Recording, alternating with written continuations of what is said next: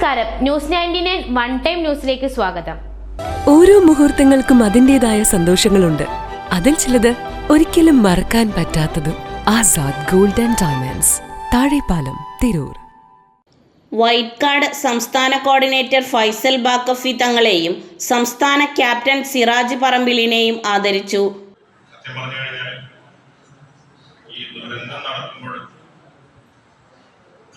ദുരന്ത മേഖലയിലേക്ക് പോകുമ്പോൾ അവിടെ എന്താണ് ശരിക്കുള്ള സംഗതി എന്നുള്ളത് ടിവിയിൽ കണ്ടറിവ് മാത്രമാണ്.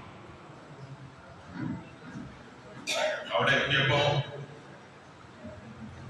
വലിയ ശനിയാഴ്ച പട്ടർ നടക്കാവ് മുസ്ലിം ലീഗ് ഓഫീസിൽ വെച്ച് നടന്ന ചടങ്ങ് കുറുക്കോളി മൊയ്തീൻ MLA ഉദ്ഘാടനം ചെയ്തു. ജനങ്ങൾക്ക് വേണ്ടിയുള്ള സേവനം മസ്ജിദ് നബവിയിൽ പ്രതികാരത്തിനേക്കാൾ 10 ഇരട്ടി പ്രതിഫലമുള്ളതാണ് എന്ന് പരിശുദ്ധ പ്രവാചകൻ അരുളിയ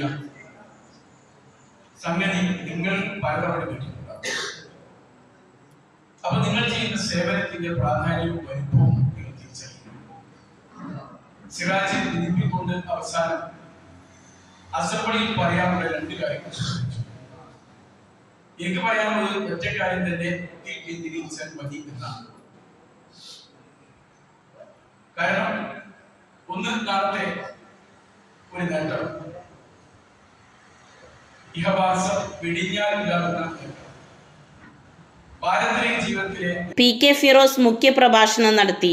ഫൈസൽ ബാക്കഫി തങ്ങൾ പ്രഭാഷണം നടത്തിയ ചടങ്ങിൽ താജുദ്ദീൻ പല്ലാർ സ്വാഗതം പറഞ്ഞു. ഷുഹൈബ് ആയപ്പള്ളി അധ്യക്ഷനായി.